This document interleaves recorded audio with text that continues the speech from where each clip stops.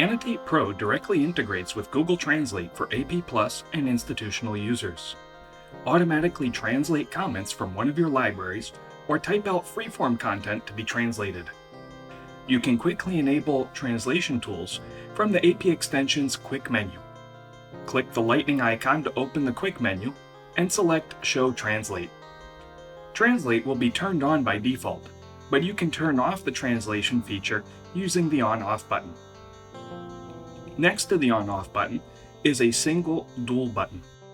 If Single is selected, only the translated content will be inserted.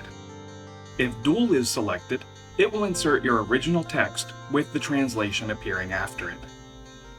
Below these buttons, you select the language your content is in and what language you would like it to be translated to. All of the 100+ languages supported by Google Translate are available. Let's see how to use the translation tools with Gmail, which is also a feature available only to Annotate Pro Plus and institutional users. With Translate turned on, simply insert content like you normally would. It will automatically insert the translated content. If you want to type out freeform content to be translated, you can use the text box above the translation tool buttons. Once you're done typing, click the Insert button and your content will be inserted.